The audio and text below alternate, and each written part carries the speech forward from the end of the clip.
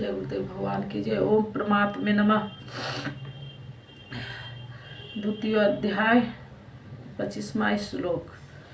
जय गुरुदेव भगवान। परमात्मा नमः। यह आत्मा अव्यक्त अर्थात इंद्रियों का विषय नहीं है। इंद्रियों का द्वारा इसे समझा नहीं जा सकता। जब तक इंद्रियों और विषयों का संयोग है तब तक आत्मा है, तो किंतु उसे समझ नहीं जा सकता। वह अचित्त है। जब तक चित्त और चित्त की लहर है तब तक वह शाश्वत है, तो किंतु हमारे दर्शन, उपभोग और प्रवेश के लिए नहीं है। अतः चित्त का निरोध करे। पीछे श्री कृष्ण बताए हैं कि असत वस्तु का अस्तित्व नहीं है और सत्य का तीनों कालों में भाव नहीं है। वह सत्य है आत्मा। आत्मा ही अपरिवर्तनशील है, शाश्वत, सनातन, अव्यक्त है। तत्वदर्शी ने आत्मा को इन विशेष गुणधर्मों से युक्त देखा। न 10 भाषाओं के ज्ञाता ने देखा, न कि समृद्धिशाली ने देखा, बल्कि तत्वदर्शियों ने देखा। श्री कृष्ण ने आगे बताया कि तत्व है परमात्मा। मन के निरोध काल में साधक उसका दर्शन, उसमें प्रवेश पाता है। प्राप्ति काल में भगवान मिलते हैं और दूसरे ही क्षण वह अपनी आत्मा को ईश्वरीय गुणधर्मों से विभूषित देखता है। वह देखता है कि आत्मा ही सत्य, सनातन और परिपूर्ण है। यह आत्मा अचिंत्य है। यह विकार रहित अर्थात न बदलने वाला कहा जाता है। अतः अर्जुन, आत्मा को ऐसा जानकर तू शोक करने योग्य नहीं है। अब श्री कृष्ण अर्जुन के विचारों में विरोधाभास दिखाते हैं, जो समान तर्क है। यदि तू इससे सदैव जन्मने वाला और सदा मरने वाला माने, तब भी तुझे शोक नहीं करना चाहिए। ऐसा मान लेने पर भी जन्म लेने वाला निश्चय मृत्यु और मरने वाला का निश्चय ही जन्म सिद्ध होता है। इसलिए भी तू बिना उपाय वाले इस विषय में शोक करने लायक नहीं है। इसका कोई इलाज नहीं। इसके लिए शोक करना एक अन्य दुख को आमंत्रित करना है।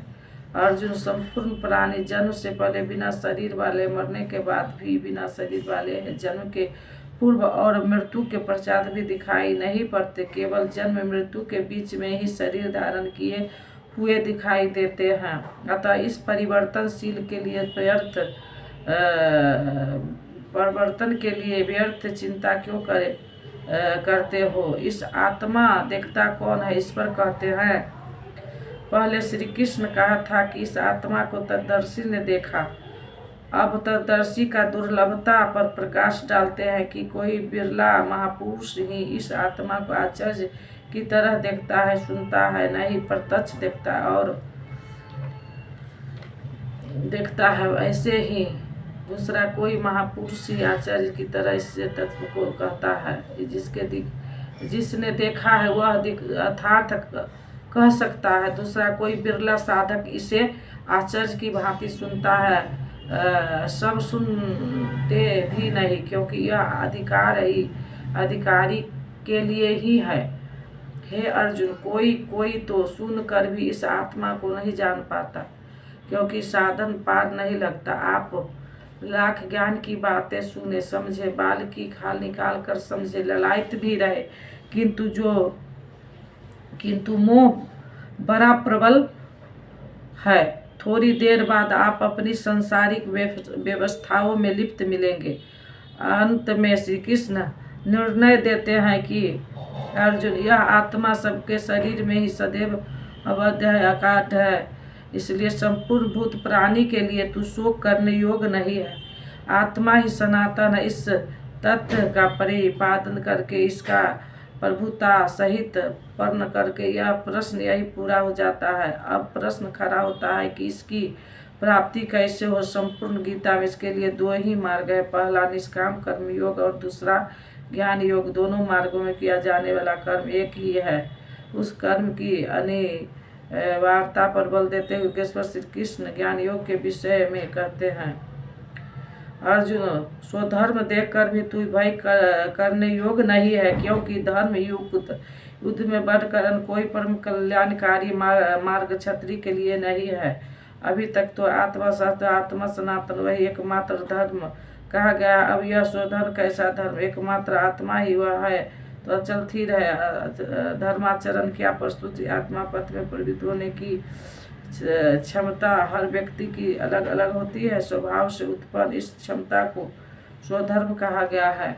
इसी एक सनातन आत्मी पथ पर चलने वाले साधकों को महापुरुष ने स्वभाव की क्षमता के अनुसार 4 श्रेणी में बांटा। शूद्र, वैश्य, क्षत्रिय और ब्राह्मण। साधक की प्रारंभिक अवस्था में प्रत्येक साधक शूद्र अर्थात अल्पयज्ञ होता है।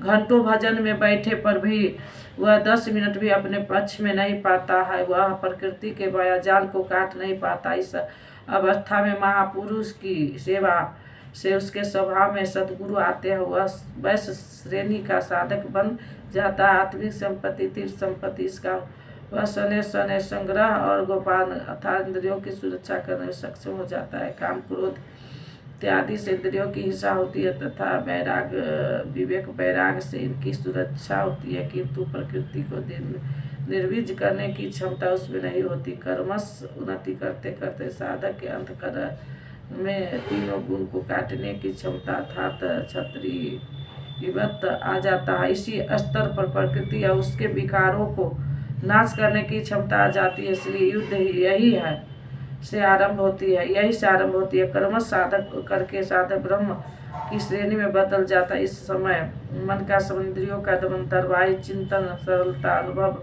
ज्ञान इत्यादि लक्षण साधक में स्वाभाविक प्रभावित होते हैं। इसलिए अनुष्ठान से चलकर कर्मश वह ब्रह्म में प्रवेश पा जाता है जहाँ वह ब्रह्म भी नहीं रह जाता। देह राजा जनक की सभा में महर्षि याज्ञवल्क्य ने चक्रायन, उस्ती, कहोल, आरुणि, उद्दालक और गर्णी के प्रश्नों का समाधान करते हुए बताया कि आत्म साक्षात्कार करके पूर्ण ज्ञाता समपादक करने वाला ही ब्रह्म होता है। यह आत्मा ही लोक परलोक और समस्त प्राणियों के भीतर से नियति करता है।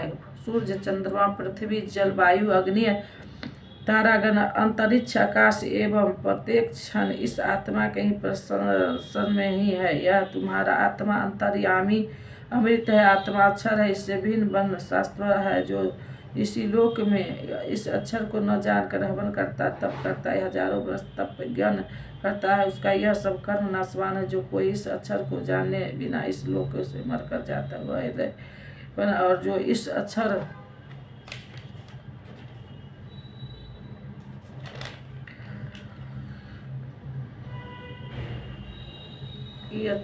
इस अक्षर से